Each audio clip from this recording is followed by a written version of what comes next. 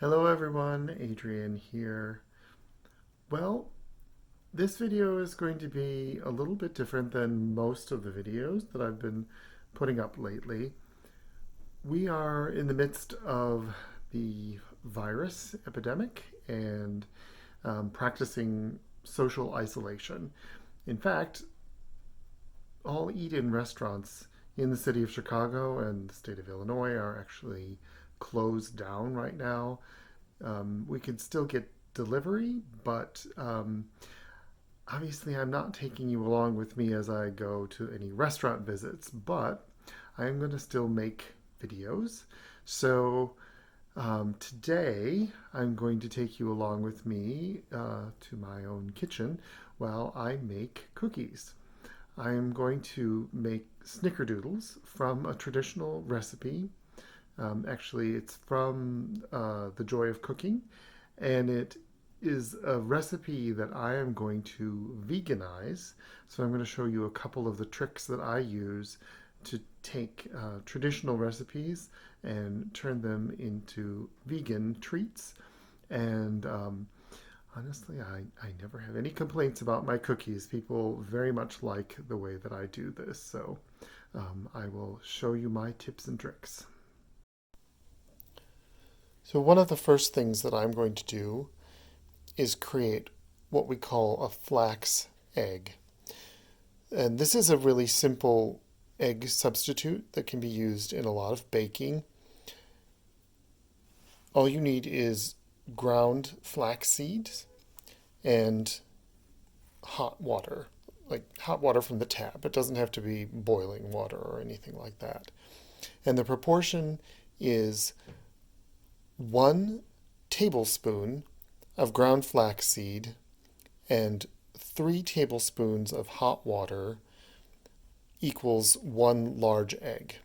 So this particular recipe calls for 2 eggs, so I'm going to be creating double that amount that I just mentioned to you. So 2 tablespoons of the flax seeds and 6 tablespoons of the hot water.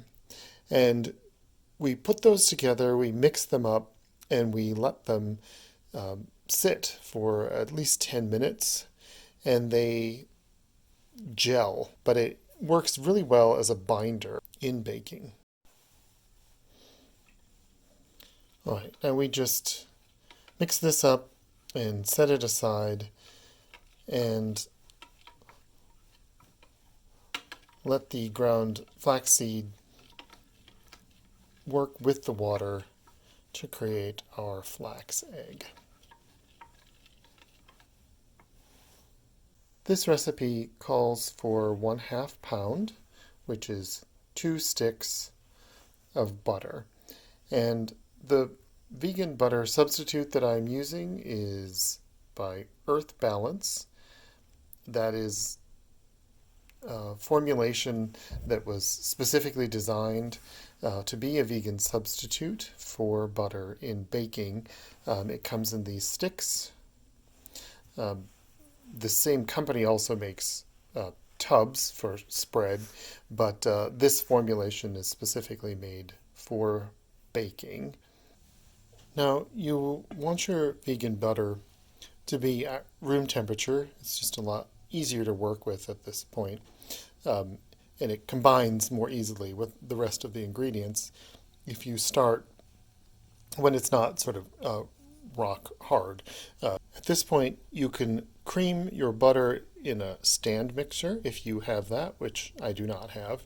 You can also use a hand mixer, which I do have, but since these are already room temperature, so relatively soft, I'm actually going to proceed from here and cream it, meaning just break it up essentially, with a wooden spoon.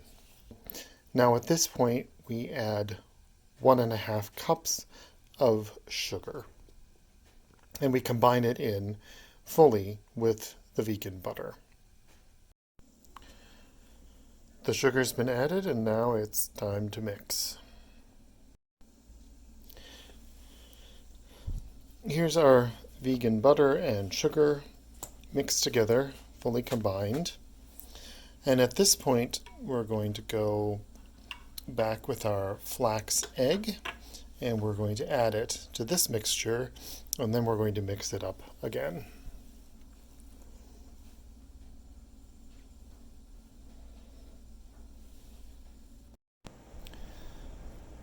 Now, the next step is that in a separate bowl, we're going to mix together the dry ingredients.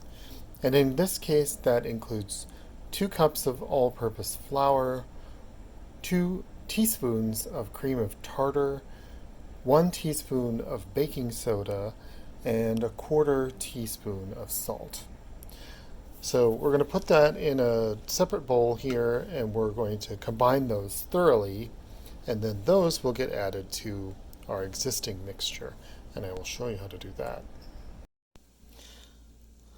Now, these ingredients are all essentially white, so I don't think that you're going to really be able to see much of a difference from the video of what I'm doing here. But I'm just making sure that the cream of tartar and the baking soda are really well dispersed throughout this mixture before I start adding it in with the rest.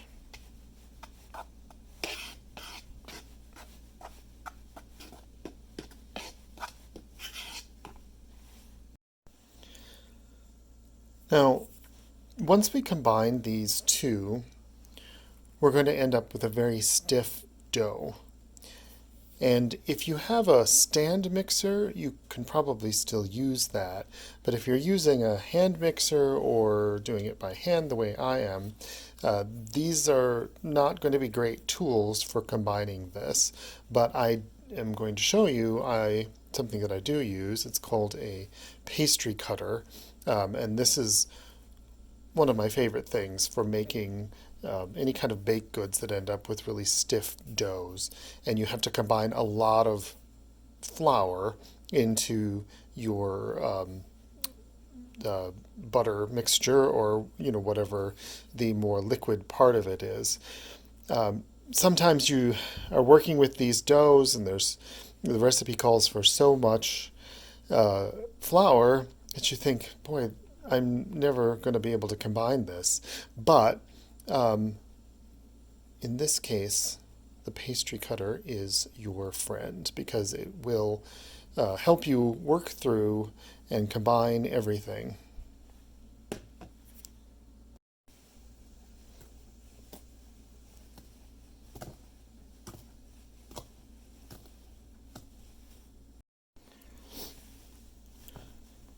You just have to keep going with this pastry cutting action until everything, all of the floury bits, are absorbed into the dough. Now, at this point, if you're short on time and you're finding a hard time getting a whole stretch where you could mix up the dough and bake the cookies all in one shot, this is the point where you can actually stop. You can do it up to here on one day or evening. You can put a cover over it, put this in the fridge at this point, and then you can pick it up the next day and you can get these ready for baking. Now, for the next step, I have 1/4 cup of sugar and 4 teaspoons of cinnamon, which I'm going to combine thoroughly.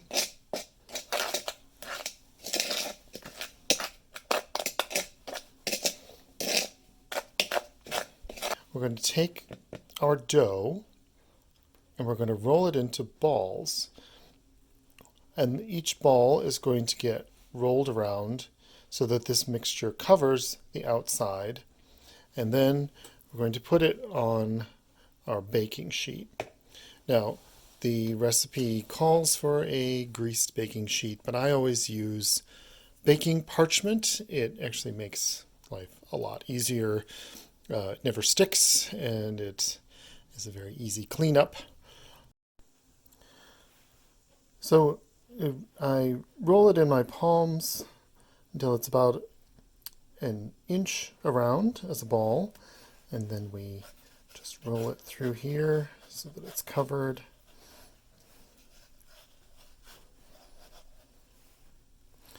And place it on the cookie sheet.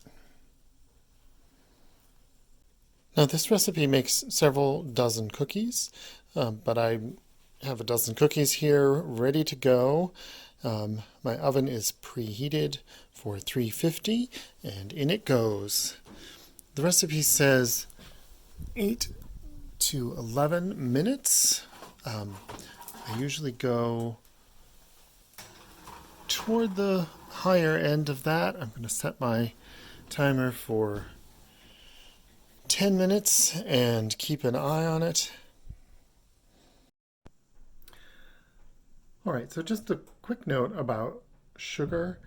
Some of you may already be aware that not all sugars are vegan. And specifically, what you need to be concerned with is cane sugar that is processed to the point where it's a very bright white.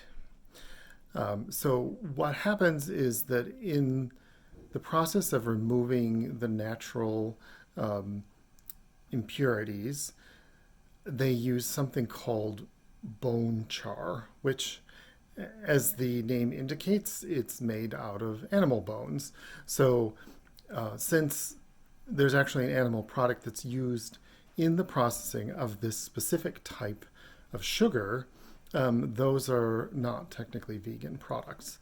Now, if you have cane sugars that are like the yellowish color, like a more natural shade, they are very likely not, they very likely did not use any bone char because it's not purified to that level. They also never use bone char in a lot of other kinds of sugar, not beet sugar, and certainly not, like coconut sugar or maple sugar or any of these other types of sugars that you see out there. It's very specific to that bright white cane-derived sugar. Now, packages are not always very clearly labeled as to even how it's derived. It very often doesn't even say whether it's cane sugar or beet sugar or what it is. So it's just something to watch out for. I always look for sugar that is labeled as vegan. And especially, I'm always very careful around that bright white sugar. In this case, I'm using the Whole Foods store brand, which is an organic cane sugar. It does have a slightly yellowish tint to it, and it is clearly labeled as vegan, so I know that there was not bone char used in the processing of this particular sugar that I'm using. All right, so now our cookies have been in there for 10 minutes, and they should be ready.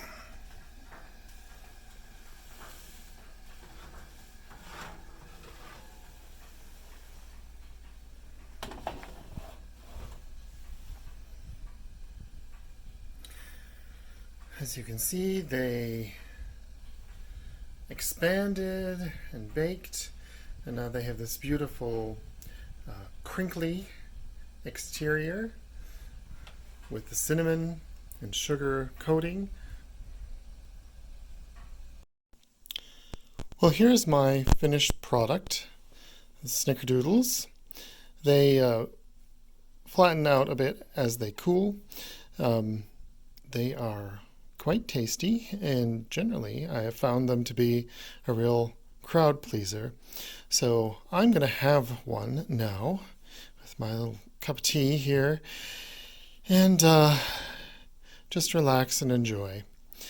So if you enjoyed this recipe, if you enjoyed me taking you through how to make this and how to make these vegan substitutions to a classic recipe, then Please like this video, share it with anyone who you think would enjoy it, and also subscribe to my channel. Thanks.